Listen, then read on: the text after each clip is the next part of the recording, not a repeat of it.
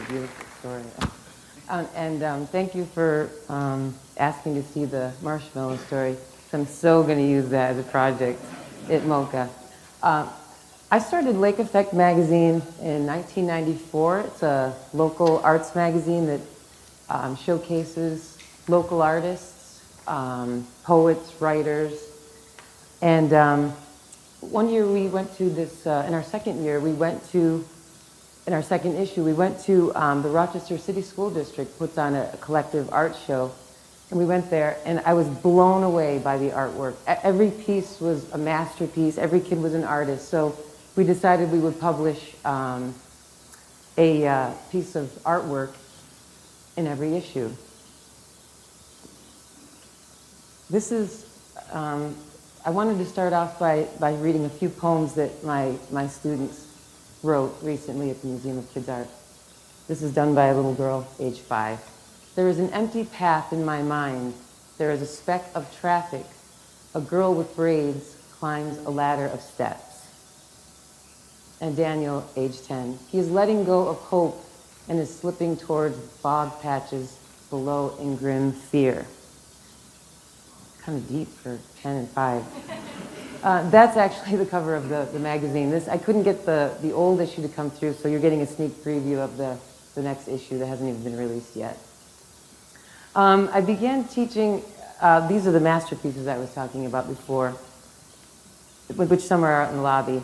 I started teaching, after I saw this artwork, I started teaching after-school programs at School 33, which in the neighborhood I live in, just because I wanted to be surrounded by this innate talent that kids have as artists. I like to paint and write, so I wanted to be surrounded by it. Didn't have any training in it, but I love kids, and I thought it would be something interesting to do. And fun to do for me too. And I realized that kids are just so fresh and creative, and everything that they touch is beautiful. These are some of my students.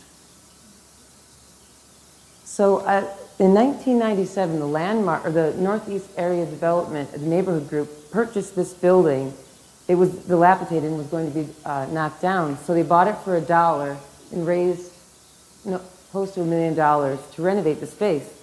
So we keep driving by it, and it's beautiful, beautiful. So I went to Northeast Area Development and said, wouldn't it be fantastic to have a museum of kids' art on the 3rd floor? Because every time I see kids' artworks, I say, this belongs in a museum. It's so beautiful, so beautiful. They literally grabbed me and pulled me into the office and said, that's what our vision is too, a free neighborhood arts center for kids. So we just need a leader. So with a $1,000 deposit, they raised over $250,000 to get the space for me to my specs.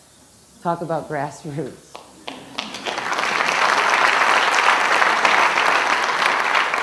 So kids get to come for free to this beautiful, cheerful place and create art.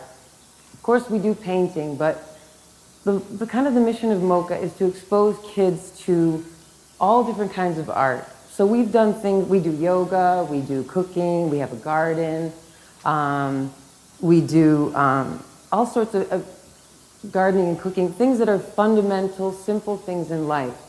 We did a music video with our older kids, and we were having trouble setting up the lighting and the wiring, and one of our 14-year-olds, Tevin, came. He naturally just set things up and got things working. And we said, Tevin, you know, this is called a key grip. If you work on a movie set, there's a guy or a girl who's key grip and takes care of all this. And his eyes got very big and he smiled. So we try to expose kids to things that they can take into their adult life, like gardening. It's something that you can do, and it's very healthy and simple and free, but you can do it for the rest of your life, and it's very nurturing and good for you. There's our kids in the garden. So 98% of our kids in the neighborhood live at poverty or below.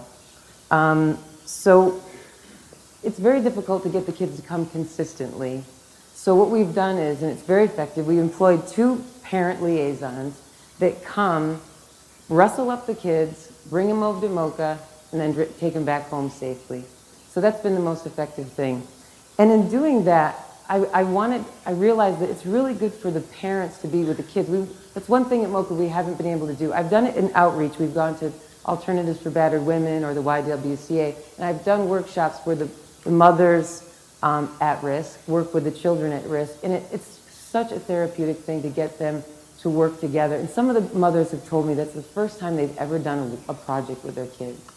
So that's something that's very powerful that we want to do at MoCA. We haven't been able to do that, but that's something that we want to do. And there's some of the kids doing some yoga, which they all love. And we do restorative yoga, which is just relaxing. And you think that, oh, they're hyper, they can't do it, but they lay down flat on the ground, and they're just natural at that too. They're natural at relaxing, which none of us are. So in MoCA, we really just want to inspire kids, have a nurturing, loving place for them to come, be inspired.